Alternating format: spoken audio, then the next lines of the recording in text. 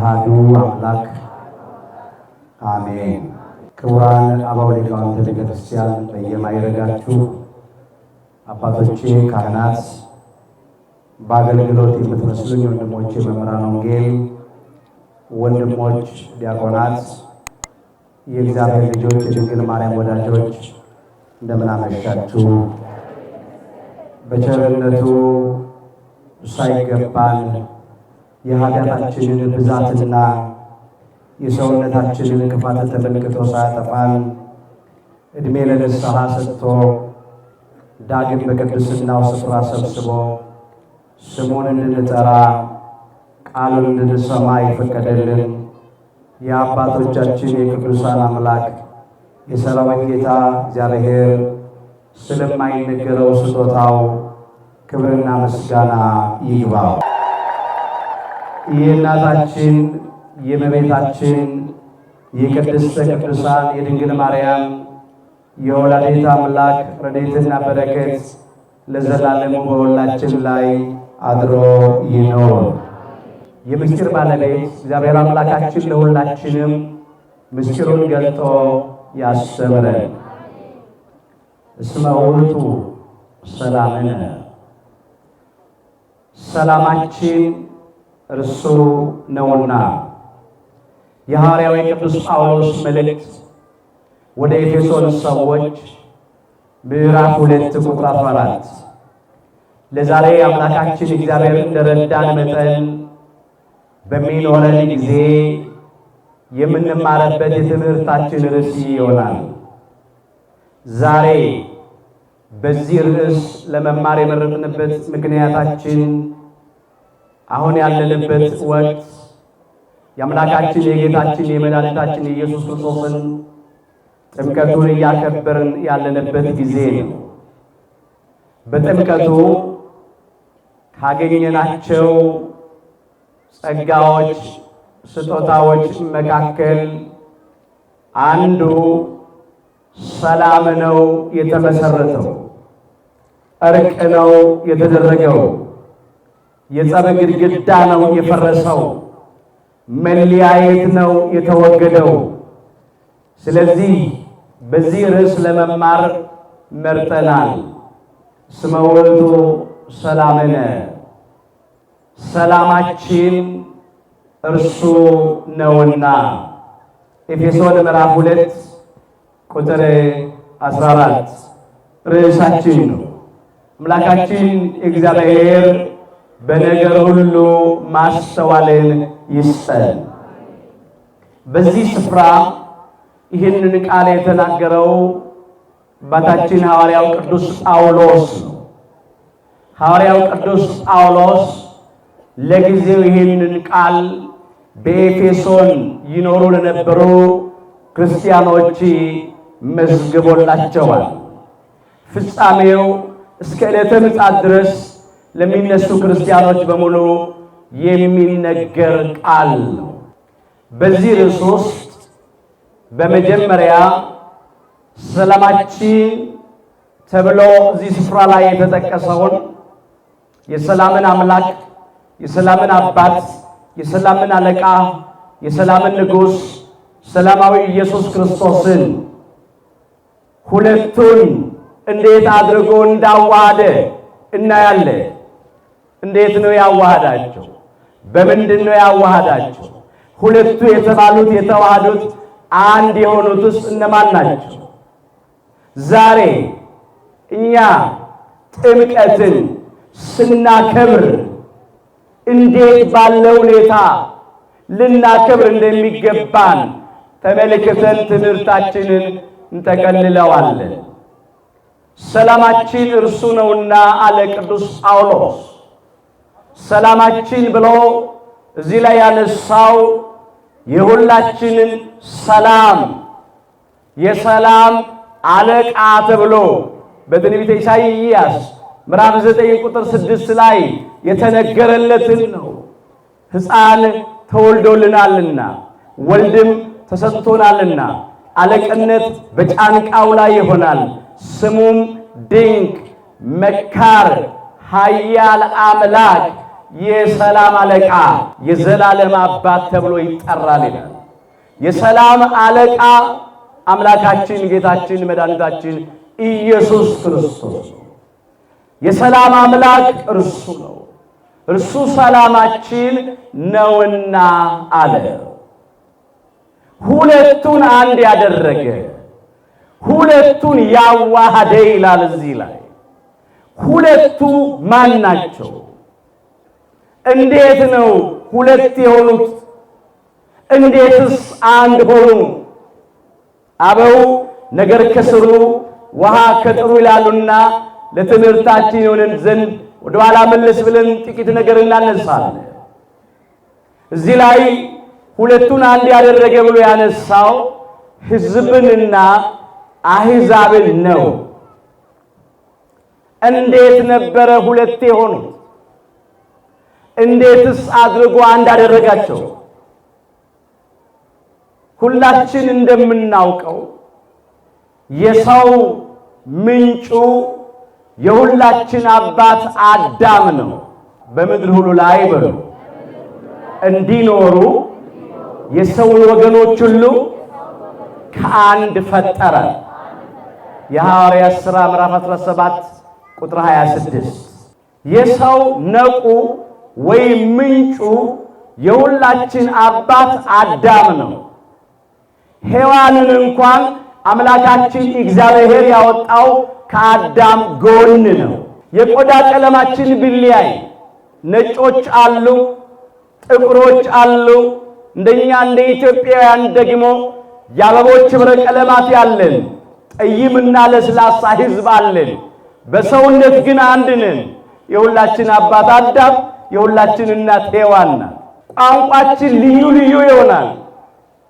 ምናልባት በዓለም ውስጥ ቁጥር የሌለው የቋንቋ አይነት ይኖር ይሆናል ይላል።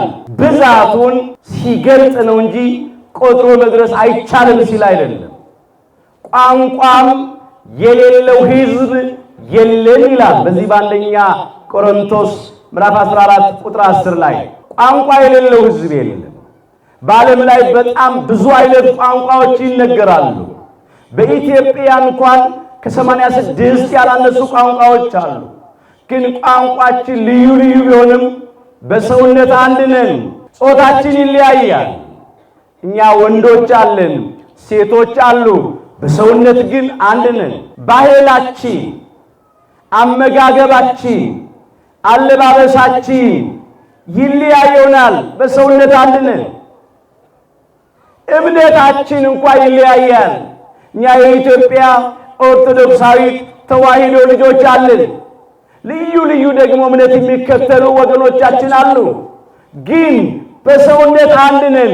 በጥንተ ተፈጥሮ ሁላችንም የአዳም ልጆች ነን፣ የሔዋን ልጆች ነን። ይሄንን ነው በምድር ሁሉ ላይ እንዲኖሩ አለ። በአራቱም ማዕዘናት በሰሜን፣ በደቡብ፣ በምስራቅ፣ በምዕራብ እንድንኖር የሰውን ወገኖች ሁሉ ከአንድ ፈጠረ ይላል። ከአዳም በኋላ ይመጣና አብርሃም ጋር ሲደርስ የሰው ልጆች ለሁለት ተከፈሉ። አብርሃም ከጨዋይቱ ከሳራ ይስሐቅን ወለደ። ከባሪያይቱ ከአጋር እስማኤልን ወለደ። የሰው ልጆች ልዩነት የመጣው እዚህ ጋር ነው። ለሁለት ተከፈሉ። የጨዋይቱ የሳራ ልጆች ይስሐቃውያን በግዝረት ተለዩ፣ ቤተ እስራኤል የምንላቸው። የባሪያይቱ የአጋር ልጆች እስማኤላውያን በቁልፈት ተለዩ። እስራኤላውያን በእግዚአብሔር ስም ተጠርተው በሕገ ኦሪት እየተመሩ ይኖራሉ። አሕዛብ ደግሞ ከእግዚአብሔር ርቀው ያለ ሕግ ያለ ሥርዓት ስድ ሆነው ይኖራሉ። እነኚህ ሁለቱ ሕዝብና አሕዛብ አምላካችን ጌታችን መድኃኒታችን ኢየሱስ ክርስቶስ ከቅድስተ ቅዱሳን ከድንግል ማርያም ተወልዶ እስኪገለጥና እስኪጠመቅ በዕለተ ዓርብም በቀራንዮ መስቀል ላይ እስኪሰቀል ድረስ ተለያይተው ተጣልተው ተከፋፍለው ይኖሩ ነበር። ሁለቱን አንድ ያደረገ ነው ያለው። ሕዝብና አሕዛብን አንድ ያደረገው በመጀመሪያ በጥምቀቱ ነው። አምላካችን ጌታችን መድኃኒታችን ኢየሱስ ክርስቶስ የተጠመቀው ቤት ነበረ? በዮርዳኖስ። ለምን በዮርዳኖስ ተጠመቀ ስንል 3 ምክንያት አለ። የመጀመሪያው ምክንያት ትንቢቱ እንዲፈጸም ነው። ባህር አየች ሸሸችም፣ ዮርዳኖስም ወደ ኋላው ተመለሰ ተብሎ በዳዊት መዝሙር 113 ቁጥር 3 ላይ ተመዝግቧል። ሁለተኛው ምሳሌ እንዲደርስ ነው። በጣም ብዙ ምሳሌዎች አሉ። ከምሳሌዎቹ የማየው አንዱን ብቻ ነው አሁን ለትምህርታችን። ሶስተኛው ምስጢሩ እንዲገለጥ ነው። እሱን ምን አነሳዋል? ይኸው ምሳሌው ምንድነው ስንል ዮርዳኖስ ከላይ ነቁ ወይም ምንጩ አንድ ነው። ወረድልና በደሴያት ለሁለት ይከፈላል፣ ዮርና ዳኖስ ተብሎ። እታች መጨረሻ ላይ ደግሞ ወርዶ በወደብ አንድ ይሆናል። ይሄ ምሳሌ ነው። አምላካችን ጌታችን መድኃኒታችን ኢየሱስ ክርስቶስ በዮርዳኖስ የተጠመቀበት ምክንያቱ አንዱ ይሄ ነው። ዮርዳኖስ ከላይ ምንጩ አንድ እንደሆነ የኛ የሰው ልጆች ምንጩ አዳም ነው። ዮርዳኖስ ወረድ ብሎ ሁለት እንደሚከፈል አባታችን አብርሃም ጋር ሲደርስ ይስሐቃውያን የተገረዙ ተብለው እስማኤላውያን ያልተገረዙ ተብለው በቁልፈት ተለያይተው ይኖሩ ነበር። በአባት አንድ ናቸው፣ በእናት ነው የሚለያዩት። ዮርዳኖስ እታች ወርዶ በወደብ አንድ እንደሚሆን በክርስቶስ ወደብነት፣ በክርስቶስ ጥምቀት፣ በክርስቶስ ስቅለት ሕዝብና አሕዛብ አንድ ሆነዋል። ክብር ምስጋና ለአምላካችን ለጌታችን ለመድኃኒታችን ለኢየሱስ ክርስቶስ ይሁን። እርሱ ሰላማችን ነውና ያለው ይሄንን ነው። ሁለቱን ያዋሃደ፣ ሁለቱን አንድ ያደረገ አለ። ሕዝብና አሕዛብን ነው ያዋሃደው። በአዋጅ የተነገሩትንም የትእዛዛትን ሽሮ በመካከል ያለውን የጥል ግድግዳ በሥጋው ያፈረሳል። በዮርዳኖስ መሃል በዮሐንስ እጅ በተጠመቀ ጊዜ በመካከል ያለውን የጥል ግድግዳን በሥጋው አፈረሰ። መለያየትን አስወገደ። ሰላምን አደረገ። እርቅን መሰረተ። ክብር ይግባው። ይሄንን ማለት ነው። በተጠመቀ ጊዜ መለያየትን አጠፋ። በአዋጅ የተነገሩትንም የትእዛዛትን ሽሮ አጥፍቶ አለ። ምን የሚል ነበረ? የተገረዘ ያልተገረዘ፣ ይስሐቃዊ እስማኤላዊ የሚል ነበር። ሕዝብ አሕዛብ የሚል ነበር። ልዩነት ነበር። ይሄን ልዩነት አስወገደው። ዮርዳኖስ በወደብ አንድ እንደሆነ በክርስቶስ በጥምቀቱ በስቅለቱ ሕዝብና አሕዛብ አንድ ሆኑ። በመካከል ያለውን የጥል ግድግዳ በሥጋው ያፈረሳል። ይሄም በሉ ከሁለታቸው አንድን አዲስን ሰው ይፈጥር ዘንድ በመጀመሪያ በአባታችን በአዳም በኩል በፍጡሩ በአዳም በኩል ሁላችንም ስንት ነን ብለናል? አንድ ነን። ሁለተኛ ዳግማዊው አዳም በተባለ በአምላካችን በጌታችን በመድኃኒታችን በኢየሱስ ክርስቶስ በኩል ሁላችንም አንድ ሆነናል። አንድን አዲስን ሰው በአዲስ ተፈጥሮ በራሱ ፈጠረ። ሁላችን በሉ በኢየሱስ ክርስቶስ ተፈጠርን። ኤፌሶን ምዕራፍ 2 ቁጥር 10 ላይ ከፍ ብላችሁ በአዲስ ተፈጥሮ ሊፈጥረን የፍጥሩን ሥጋ ለብሶ ተገለጠልን። ዳግም ሊወልደን በአምሳያችን ተወለደልን። ከኃጢአት በስተቀር በነገር ሁሉ አምላክ ሰው ሆነ፣ ሰው አምላክ ሆነ።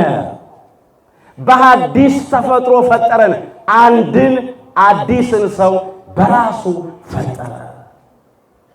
በእርሱ ጥምቀት ነው አዲስ ሰው የተፈጠረው። በሱ ስቅለት ነው፣ በሱ መስዋዕትነት ቤዛነት ነው አንድ አዲስ ሰው የተፈጠረው። በአዲስ ሕግ በሕገ ወንጌል አዲስ ሆነን፣ በአዲስ ሥርዓት በአዲስ መስዋዕት በቅዱስ ሥጋው በክቡር ደሙ አዲስ ሆነን። በኃጢአት አርጅተን ነበረ፣ በበደል አርጅተን ነበረ። በመንፈስ ቅዱስ ጸጋ አዲስ ሆነን። በጥምቀት ባገኘነው ልጅነት አዲስ ሆነን። አሁን ሁላችንም አዲስ ፍጥረት ሆነናል በክርስቶስ ጥምቀት። ሰላምን በዚህ ሁኔታ መሰረተ። የጸብን ግድግዳ አፈረሰ። ሰላምንም ያደርግ ዘንድ ይላል፣ እርቅን ያደርግ ዘንድ ጥልንም በሉ በመስቀሉ ገድሎ። አሁን የሚቀጥለው ኤፌሶን ምዕራፍ 2 ቁጥር 16 ላይ ጥል ያለው እዚህ ላይ የጸብን አባት፣ የኃጢአትን አባት፣ የሐሰትን አባት ከመጀመሪያ ነፍሰ ገዳይ የተባለውን ዲያብሎስን ድል አድርጎ ማለት ነው። ጥልንም በመስቀሉ ገድሎ መስቀል በተባለ በምልክት መስቀሉ አዳምና እኛ ልጆቹ ክብር ባገኘንበት፣ ዲያብሎስና ሰራዊቱ ባፈሩበት በድላችን አርማ በነፃነታችን ምልክት ማለት ነው። ሌላው መስቀል በተባለ በመከራ መስቀሉ ስለኛ ሲል የተቀበለው መከራ፣ የተንገላታው እንግልት፣ የፈጸመው ቤዛነት፣ የከፈለው መስዋዕትነት ሁሉ መስቀል ይባላል። በሞቱ ማለት ነው።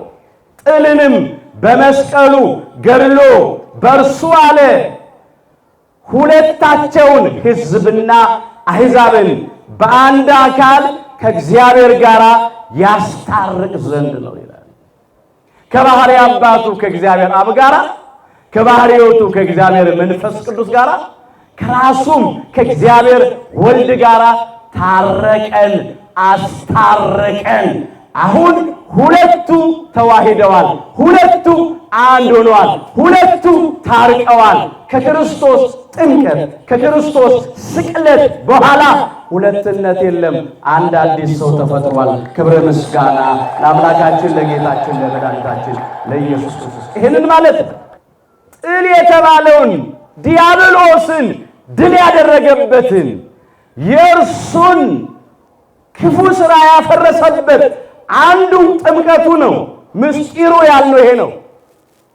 ክርስቶስ በዮርዳኖስ የተጠመቀው ዲያብሎስ በዛ በዮርዳኖስ አኑሮት የነበረውን አንዱን የዕዳ ጽሕፈት እንደ ሰውነቱ ተረግጦ እንደ አምላክነቱ አቅልጦ ሊያጠፋልን ስለወደደ ነው። በጥምቀቱ የዕዳ ደብዳቤያችን ተቀዷል፣ ጽሕፈቱም ተደምስሷል። ቅዱስ ጳውሎስ በቆላሲስ መልእክቱ ምዕራፍ 2 ቁጥር 14 ላይ ይህን አንስቶታል። በእኛ ላይ የነበረውን የሚቃወምንንም በትእዛዛት የተጻፈውን የዕዳ ጽሕፈት ደመሰሰው ይላል። አዳም ገብሩ ለዲያብሎስ፣ አዳም የዲያብሎስ ባሪያ አገልጋይ፣ ሔዋን አመቱ ለዲያብሎስ፣ ሔዋን የዲያብሎስ አገልጋይ የሚል ነበረ። ይሄንን የዕዳ ጽሕፈታችንን እሱ በተጠመቀ ጊዜ ደምስሶታል፣ ደብዳቤውንም ቀዶታል። እኛንም በዚያ ከመጠየቅ ነፃ አድርጎናል። ክብር ምስጋና ይግባው። ምስጢሩ ይሄ ነው። ሌላው በተሰቀለም ጊዜ በሲኦል አኑሮት የነበረውን አንዱን ደግሞ የዕዳ ደብዳቤ በአካለ ነፍስ ወደ ሲኦል ወርዶ ነፍሳትን ከሲኦል ከባርነት ቤት ነፃ ባወጣበት ጊዜ ደብዳቤውን ቀዷል፣ ጽሕፈቱንም ደምስሶታል። ይቀጥላል። እርሱንም በመስቀል ጠርቆ ከመንገድ አስወግዶታል።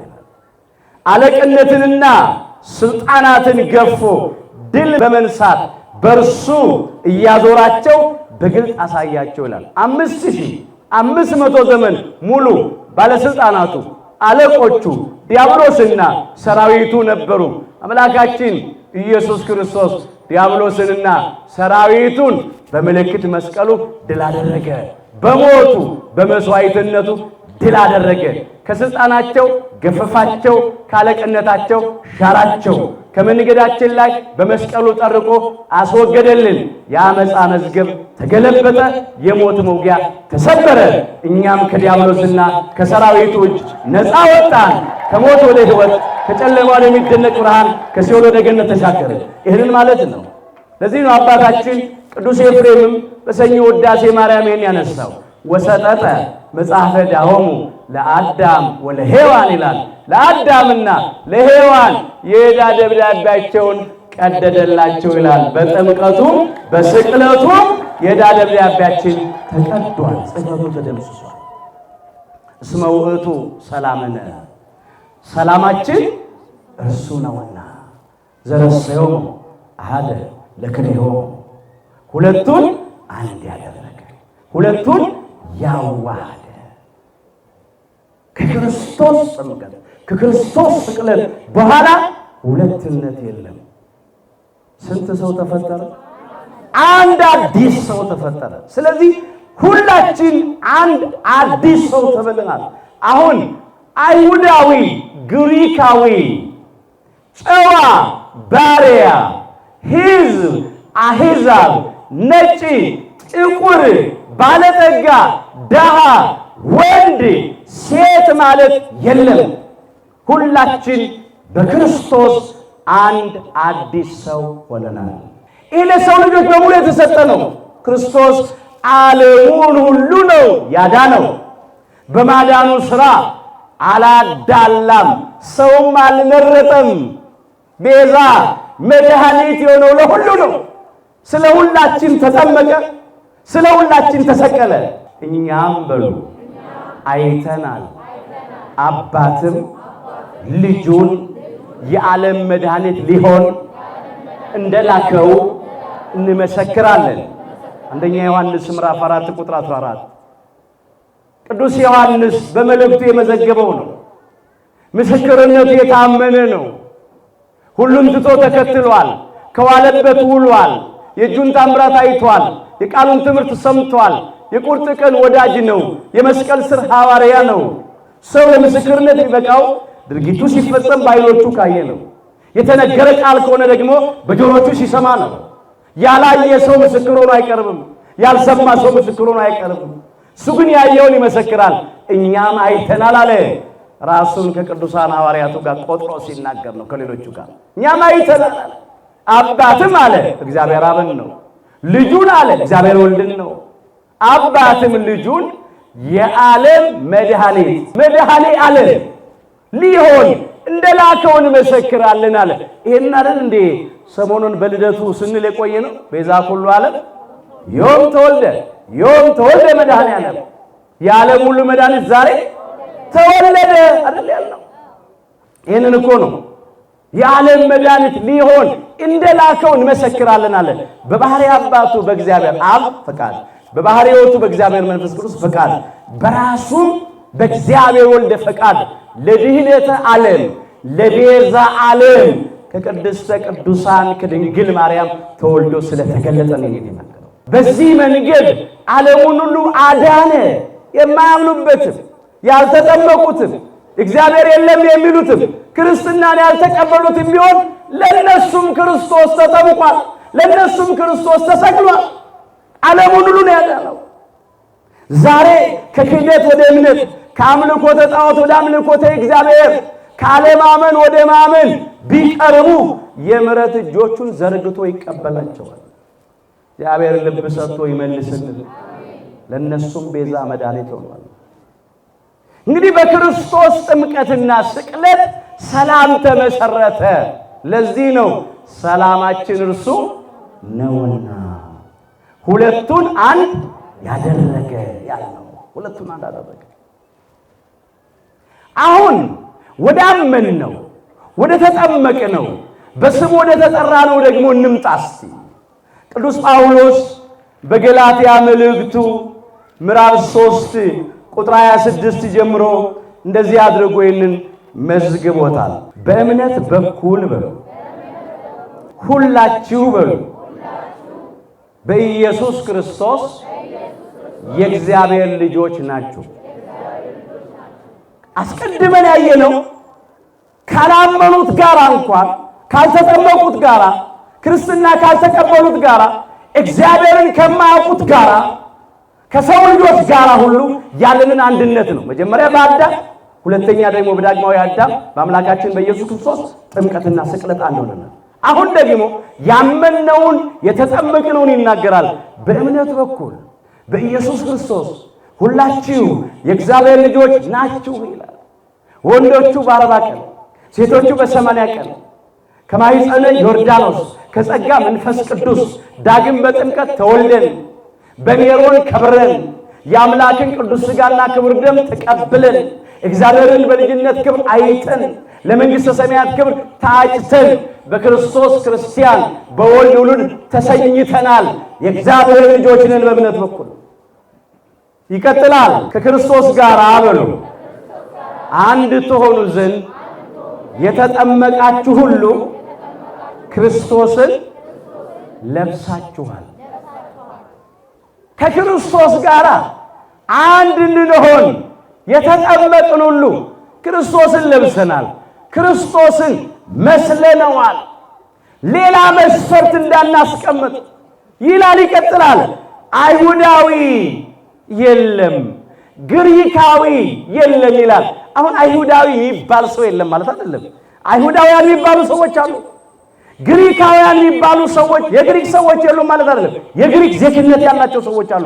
ግን እኔ አይሁዳዊ ነኝ አንተ ግሪካዊ ነህ እያሉ ልዩነት እንዳይፈጠር ነው። ጨዋ ማለት የለም ማለት ባሪያም የለም ማለት ጨዋ የሚባሉ ባሪያ የሚባሉ ይኖራሉ። ግን ያንን መስፈርት አድርጎ መከፋፈል መለያየት እንዳይኖር ነው። ወንድ ወይም ሴት የለም ይላል። ይቀጥልና እንደው የሚገርም ቃል ነው። አሁን ጾታው ወንድ የሆነ የለም ማለት አይደለም። በጣም በብዙ ቢሊዮን የሚቆጠሩ ወንዶች እኮ አለን። ሴቶች የሚባሉ ጾታቸው ሴቶች የሆኑ የሉም ማለት አይደለም። በጣም ብዙ ሴቶች አሉ። ግን እኔ ወንድ ነኝ ብለን ራሳችንን ከፍ ከፍ እንዳናረግ እነሱ ሴቶች ናቸው ብለን ልዩነት እንዳንፈጥር ወንድ ወይም ሴት የለም ማለት እንግዲህ ቀጥሉ። ልዩ ልዩ ቋንቋ እንናገራለን።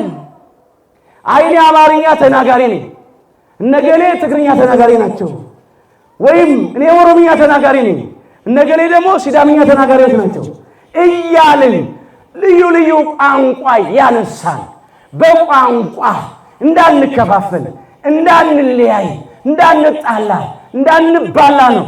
አይኔ ባለጠጋ ነኝ እነገሌ ድሆች ናቸው፣ እኔ የተማርኩ ነኝ 2-3 ዲግሪ አለኝ እነሱ ፊደል አልቆጠሩም አልተማሩም እያልን እንዳንድቅ ነው። ወይ ነጮቹ እኔ ነጭ ነኝ እነሱ ጥቁሮች ናቸው እንዳይሉ ነው። ልዩነት የለም። ይህንን አነሳ። ከክርስቶስ ጋር አንድ ትሆኑ ዘንድ የተጠመቃችሁ ሁሉ ክርስቶስን ለብሳችኋል አለ። ሁላችሁ በሉ በኢየሱስ ክርስቶስ አንድ ሰው ናችሁና።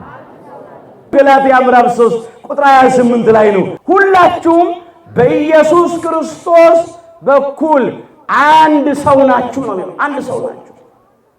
ሌላ መስፈርት አስቀምጠን ሌላ ቅድመ ሁኔታ እያመጣን እርስ በርስ ልንባላ ልንጣላ ልንለያይ አይገባም። በጥምቀቱ ሰላም ላይ የተመሰረተው በማጥምቀት በክርስቶስ ጥምቀት በክርስቶስ ስቅለት ሰላም፣ እርቅ፣ ፍቅር፣ አንድነት ላይ የተመሰረተው። እኛም የተጠመቅን ሁሉ በክርስቶስ ስንት ሰው ነን? አንድ ሰው ነን። አሁን አንድ ሆነን እየኖርን ነው ወይ ነው ጥያቄው። ጥምቀትን በጣም ደስ በሚል አክብረናል። ከተራው ደስ ይል ነበር። ቃና ዘገሊላ በዓሉ ደስ ይል ነበር። አይደለም በሀገራችን በኢትዮጵያ በዓለም ሁሉ ኢትዮጵያውያን ባሉበት በሚገርም ሁኔታ በዓሉ በሚያስደስት መልኩ ተከብሯል። ግን ፍቅር አለን ወይ? ሰላም አለን ወይ? አንድ ነን ወይ? እንዳንድ ልብ መካሪ ነን? እንዳንድ ቃል ተናጋሪ ነን? መለያየት በመካከላችን የለም? ጸብና ክርክር የለም? መባላት መነካከስ የለም? እንመርምረው እንግዲህ ራሳችንን እንጠይቅ። አሁን እሱ ሰላማችን ነው ብለናል። ሁለቱን አንድ አድርጓል፣ አዋህዷል ብለናል። አንዳንዶቻችን እኮ እሱ ያፈረሰውን የጥል የጸብ ግድግዳ እኛ ስንገነባ ተገኝተናል እኮ። እሱ ያስወገደውን መለያየት እኛ እንደገና ስንሰራው ተገኝተናል። ግን ይሄ አይደለም ያመንበት የተጠመቅንበት በስሙ የተጠራንበት የእግዚአብሔር ልጆች ክርስቲያኖች የተባልንበት ዓላማ ግን ይሄ አይደለም። ዓላማው እንደ አንድ ልብ መካሪ እንደ አንድ ቃል ተናጋሪ እንድንኖር ነው። መጽሐፍ እንደዚህ ይላል።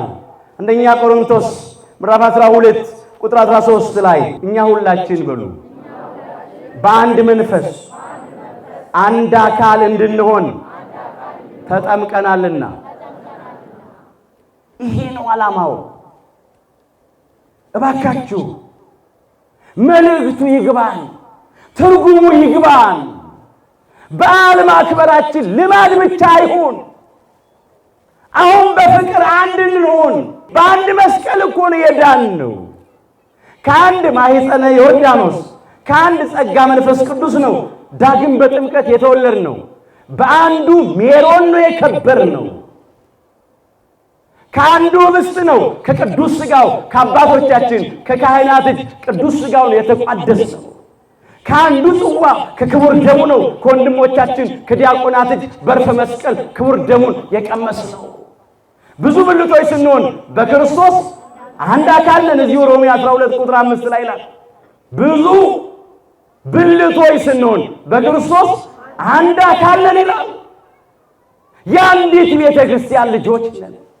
አንዲት ርስት ገነትን ኋላም መንግሥተ ሰማያትን ነው ተስፋ አድርገን የምንጠባበቀው። ታዲያ ዛሬ አንድነታችን የታለ? እጅግ ያሳፍራል፣ ያሳዝናል። በምዕመናን ዘንድ ብቻ እኮ አይደለም፣ ዛሬ በሃይማኖት አባቶች ዘንድ እንኳን ልዩነት አለ። ዛሬ ገመናችን አደባባይ ላይ ወጥቷል። እኔ መጽሐፍ እየጠቀሱ ከምነግራችሁ በላይ ዘመኑን መዋጀት ነው፣ መመርመር ነው። ዛሬ መከፋፈል አለ፣ መለያየት አለ፣ መነካከስ አለ፣ ጥላቻ አለ። እነሱ ተለያይተው ሕዝቡንም የእግዚአብሔርን መንጋ ሊለያዩ የሚፈልጉ ሰዎች አሉ። በየጊዜው ቤተ ክርስቲያንን መስቀል ላይ ያወጧታል። አፍረናል፣ አንገት ደፍተናል። የሚያሳዝን እኮ ነው። ወንጌል እኮ ፍቅር ነው። መስቀል እኮ ሰላም ነው፣ እርቅ ነው። የጸብ ግድግዳ የፈረሰበት እኮ ነው። ሰላም የተመሰረተበት እኮ ነው። እኛ የሰው ልጆች ከእግዚአብሔር ጋር አንድ የሆንበት ነው። ሕዝብና አሕዛብ አንድ የሆኑበት ነው። ዛሬ ግን እኛ እርስ በርሳችን እየተበላላን እየተጣላን እየተነካከስን ተገኝተናል።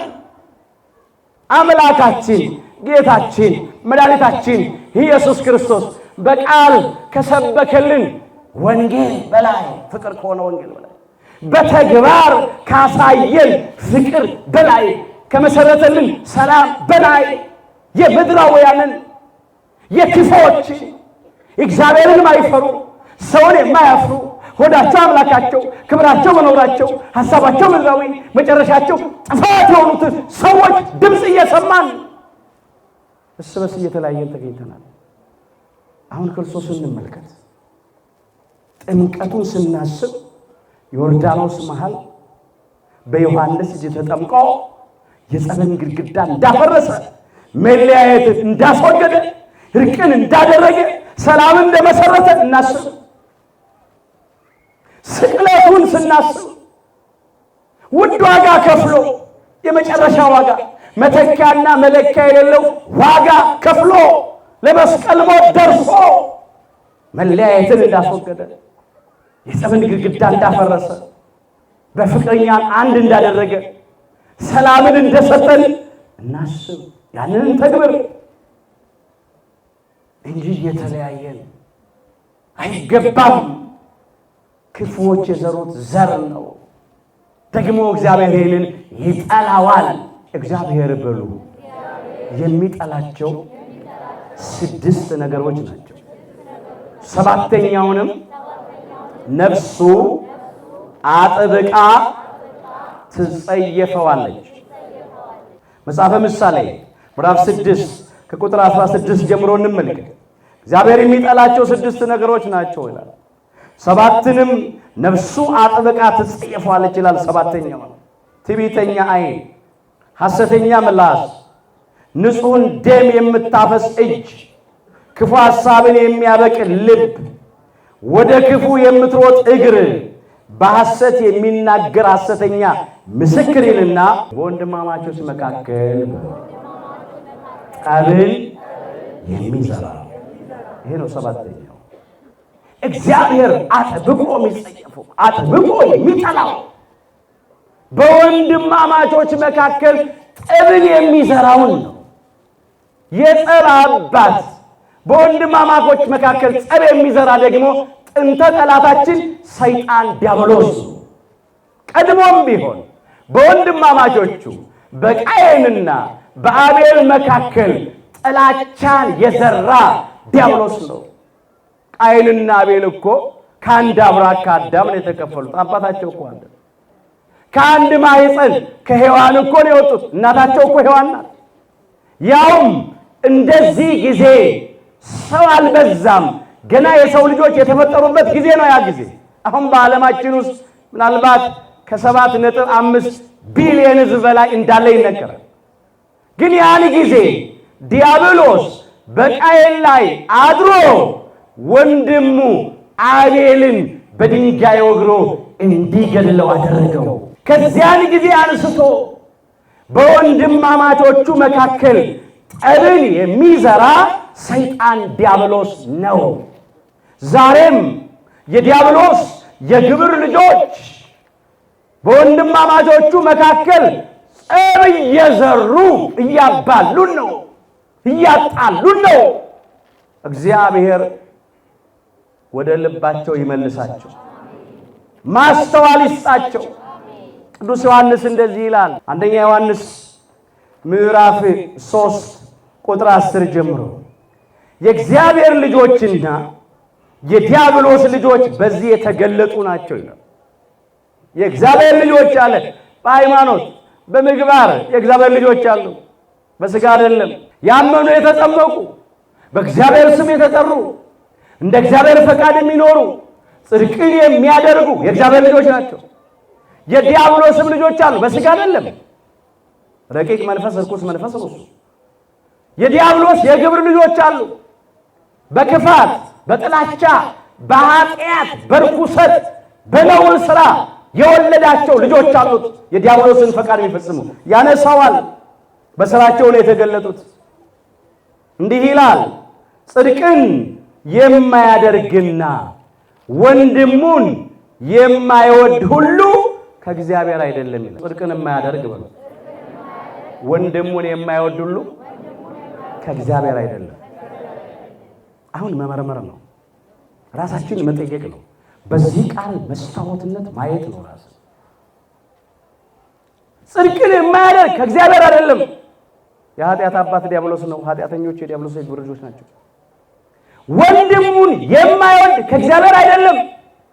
ለምን? ከእግዚአብሔር የሆነ ወንድሙን ይወዳል። የምናየውን ወንድማችንን ሳንወድ ያላየነውን እግዚአብሔር እንወዳለን ብንል እኛ ሐሰተኞች ነን ነው የሚለው እዚሁ አንደኛ ዮሐንስ 4 ቁጥር 20 ላይ። በእውነት እግዚአብሔርን ለመውደዳችን ማረጋገጫው ወንድማችንን መውደዳችን። በእግዚአብሔር አርአያና መልክ የተፈጠረውን ወገናችንን ከወደድን ማን እንወዳለን? እግዚአብሔርን እንወዳለን። በእግዚአብሔር አርአያና መልክ የተፈጠረውን ሕንፃ ሥላሴ ወገናችንን ግን ከጠላ ነው እግዚአብሔርን አንወደውም፣ አናውቀው፣ ውሸታሞች ነን ማለት ነው። መጽሐፉ ነው የሚለው። ጽድቅን የማያደርግና ወንድሙን የማይወድ ሁሉ ከማን አይደለም? ከእግዚአብሔር አይደለም አለ። ይቀጥላል። ከመጀመሪያ የሰማችኋት መልእክት እርስ በርሳችን እንዋደድ የምትል ይህች ናትና ከክፉ እንደነበረ አለ።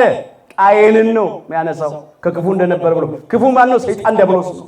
ወንድሙንም እንደገደለ እንደ ቃየል አይደለም ይላል። ስለምንስ ገደለው? የገዛ ስራው ክፉ የወንድሙም ስራ ጽድቅ ስለነበረ ነው ይላል። ለምንድን ነው ቃየል አቤልን የገደለው ሲል የገዛ ስራው ምን ስለነበረ? ክፉ ስለነበረ። ቃየል በእግዚአብሔር ፊት አሰስ ገሰስ የሞላበት እንክርዳድና ሲናር የሞላበት ገብስ ይዞ ቀረበ። እንኳን እግዚአብሔር ፊት ሰው ፊት የማይቀርብ መስዋዕት። አቤል ደግሞ በጠባቂ ነበር። ከበጎቹ መካከል ያማረውን ንጹሑን ጠቦት ይዞ ቀረበ። ቀንዱ ያልከረከረውን፣ ጠጉሩ ያላረረውን፣ ጥፍሩ ያልዘረዘረውን ንጹሕ ጠቦት ይዞ ቀረበ። እግዚአብሔር ወደ አቤልና ወደ መስዋዕቱ ተመለከተ ይላል። ወደ አቤል ሲመለከት የአቤል ሕይወቱ ቅን ነው፣ ልቡ የተሰበረ ነው፣ የዋህ ነው። ወደ መስዋዕቱ ሲመለከት መስዋዕቱ ንጹሕ ነው፣ ተቀበለለት። ወደ ቃየልና ወደ መስዋዕቱ ግን አልተመለከተም ይላል። ቃየል ልቡ ጠማማ ነው፣ ክፉ ነው፣ ተንኮለኛ ነው። ወንድሙን የጠላ የሚጠላ ነው ከዲያብሎስ ተምሮ። መስዋዕቱም ደግሞ እግዚአብሔር ፊት አይደለም ሰው ፊት የማይቀርብ ነው። ስለዚህ የቃየልንም ሕይወት መስዋዕቱንም አልተቀበለው። እግዚአብሔር አምላካችን በእውነት እንደ ጻድቁ እንደ አባታችን እንደ አቤል ሕይወታችንንም መስዋዕታችንንም እንዲቀበለን በቸርነቱ ይርዳል። ይመለከታል። ያን ጊዜ ቃየል የራሱ ሥራ ክፉ ስለነበረ የወንድሙ ሥራ ጽድቅ ስለነበረ ወንድሙን በድንጋይ ወግሮ ገደለ። ዛሬም የራሳቸው ሥራ ክፉ የሆነ በወገኖቻቸው በጎ ሥራ የሚቀኑ ሰይጣናዊ ቅናት ያደረባቸው ሰዎች አቤላውያንን ያሳድዳሉ። እነኚህ የዲያብሎስ የግብር ልጆች ናቸው። ይህንን ያነሳው እግዚአብሔር በወንድማማቾች መካከል ጠብን የሚዘራውን ይጠላዋል፣ ይጸየፈዋል። ኢትዮጵያውያን በእኛ መካከል ጸብ የዘራው ማን ነው? መለያየት የዘራው ማን ነው? እንዲህ እየተበላላን እየተጣላን እየተነካከስን እስከ መቼ ድረስ እንኖራለን? ደግሞ ከኢትዮጵያውያንም የኢትዮጵያ ኦርቶዶክሳዊ ተዋሕዶ ልጆች ምንድነው የሚያጣላን? ምንድነው የሚያባላን? የሚያለያየን፣ የሚያነካክሰን? ሲሆን ሰውን በሰውነቱ አክብረን ከሰው ሁሉ ጋር በመኖር በሰላም ቢቻላችሁስ ከሰው ሁሉ ጋር በሰላም ኑሩ አይደለም የሚለው ሮሜ 12 ቁጥር 18 ላይ ከሰው ነው ከተፈጠረ ሰው ሁሉ ጋር በመኖር በሰላም መኖር እንደቀደሙት አያቶቻችን ቅድመ አያቶቻችን ኢትዮጵያውያን የሚታወቁት በእንግዳ ተቀባይነታቸው ነው። የእስራኤል ስደተኞች የአይሁድ ፈላሾች መጡ፣ ተቀበሉ፣ አስተናገዱ። ተሳቱ ቅዱሳን ክርስቲያኖች መጡ፣ ተቀበሉ። ሙስሊሞች መጡ፣ ተሰደው ተቀበሉ። ምንም ልዩነት ሳያደርጉ ሁሉም ተቀበሏል፣ ሁሉን አስተናግደዋል። አሁንም እንኳን ብዙ ተፈናቃዮች አሉ፣ ከሌላው ዓለም ይመጣሉ፣ ይቀበላሉ ኢትዮጵያውያን። እዚህ ከተማ ውስጥ አላያችሁ? ሶሪያውያን ተፈናቅለው ተቀብለዋል። የገዛ ወገናቸውን የሚያሳድዱ የሚያፈናቅሉ አልነበሩም ኢትዮጵያውያን። መታወቂያችን አይደለም እንደ ሰውነት ከሁሉ ጋር በሰላም መኖር፣ ሌላ መስፈርት አለማስቀመጥ፣ ሰውን በሰውነቱ ማክበር። ሁለተኛ እንደ ኢትዮጵያዊነት ኢትዮጵያውያን እኛ ሁላችን እኮ አንድ ነን እኮ። ምን ያጣላናል? ምን ያባላናል?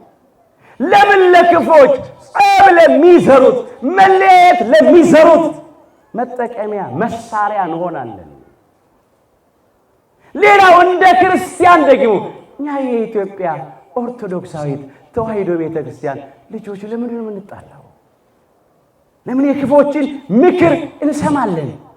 ክርስቶስ ክርስትና ወንጌል ከቋንቋ በላይ እኮ ነው። ከስጋ በላይ እኮ ነው። ከምድራዊ ከኃላፊው ከጠፊው ከቀሪው ከፈራሹ ከበስባሹ ነገር በላይ እኮ ነው።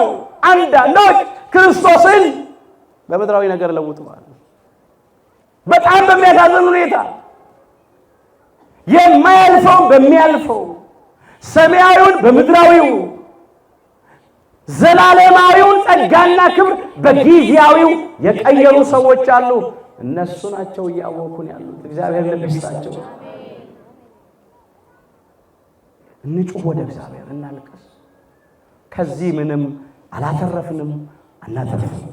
እርስ በርሳችሁ ብትበላሉና ብትነካከሱ እርስ በርሳችሁ እንዳትጠፋፉ ተጠንቀቁ። ገላትያ ምዕራፍ 5 ቁጥር 15። የእርስ በርስ መበላላት፣ መለያየት፣ መነካከስ ለኛ ያለውን ያጠፋል፣ እኛንም ያጠፋናል። ከዚህ ምንም ትርፍ ምንም ጥቅም አናገኝም። ዛሬ ሰው ያወቀው ፀሐይ የሞቀው የአደባባይ ምስጢር ነው። እርስ በርሳችን ተለያየን፣ ኢትዮጵያውያን ተበላላን፣ ተነካከስን። ማንም ሳይመጣብን ኢትዮጵያዊው በኢትዮጵያዊው ላይ ተነስቶ ብዙ ንብረት ወደመ። ትውልድ የሚታነጽባቸው ትምህርት ቤቶች ወደሙ። የታመሙ ወገኖቻችን የሚታከሙባቸው ሐኪም ቤቶች ፈረሱ። ሰው የዕለት ጉርሱን የዓመት ልብሱን ሊያገኝ ሥራ የሚሠራባቸው መሠረተ ልማቶች፣ ተቋማት፣ ፋብሪካዎች ወደሙ፣ ተቃጠሉ። ትውልድ በሃይማኖት በምግባር የሚታነጽባቸው የሚቀረጽባቸው አብያተ ክርስቲያናት አንዳንድ ቦታ ተቃጠሉ። እያየን ነው። ለኛ ያለው እየጠፋ ነው። ምን አገኘን እስቲ? ከስበስ መባላት፣ ጦርነት፣ መለያየት ምንም የምናገኘው ትርፍ የለም። ደግሞ ውድ የሆነ የሰው ሕይወት ሕንፃ ሥላሴ መተኪያ መለኪያ የሌለው ውድ ዋጋ የተከፈለበት አምላካችን ጌታችን መድኃኒታችን ኢየሱስ ክርስቶስ ቅዱስ ሥጋውን የቆረሰለት ክቡር ደሙን ያፈሰሰለት ነፍሱን ለመስቀል ሞት አሳልፎ የሰጠለት የሰው ሕይወት በየቀኑ እየፈረሰ ነው። አንድ ፍሬ ሕፃናት ላይን የሚያሳሱ በማያውቁት ነገር፣ ሀገር ተረካቢ ወጣቶች፣ ነፍሰ ጡሮች መውለጃቸው ጊዜ ደረሰ፣ ወልደ የሚያጠቡ አራሶች ክብካቤ የሚገባቸው፣ አረጋውያን መታፈር መከበር የሚገባቸው በመጦሪያ ጊዜያቸው ደማቸው በግፍ እየፈሰሰ ቀባሪ አጥተው የምድር አራዊት የሰማይ አሞሮች ሥጋቸውን ሲበሉ አይተናል። ምንድነው ያገኘነው? ከዚህ ብዙዎች ላይመለሱ አንቀላፉ፣ ሞቱ በግፍ። ብዙዎች አካለ ጎደሎ ሆነዋል፣ ጤና አጥተው ቆስለው። ሌሎችም የቀን ሐሩር የሌሊት ቁር እየተፈራረቀባቸው ከቀያቸው ከርስታቸው ተፈናቅለው በየመጣለያ ጣቢያ ያሉ። ብዙዎች በስነ ልቡና ተጎድተዋል፣ ልባቸው ቆስሏል። የመለያየት፣ የመበላላት፣ የመነካከስ፣ የጎጠኝነት፣ የእርስ በርስ ጦርነት መጨረሻው ለእኛም ያለውን እኛም ያለንን ነው የሚያጠፋው። እግዚአብሔር በቃችሁ ይበለን።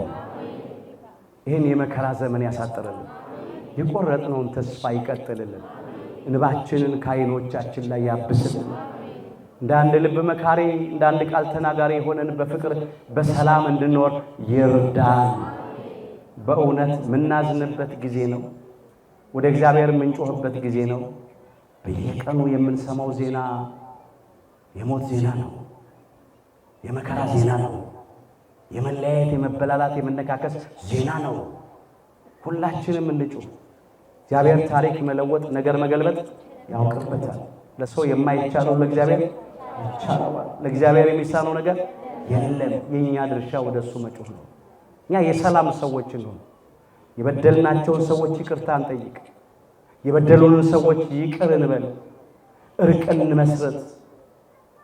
በእውነት በፍቅር ሆነን በሰላም ሆነን በእጃችን ያለውን ግፍ አስወግደን እግዚአብሔርን ከተማጸነው እግዚአብሔር ይሰማናል።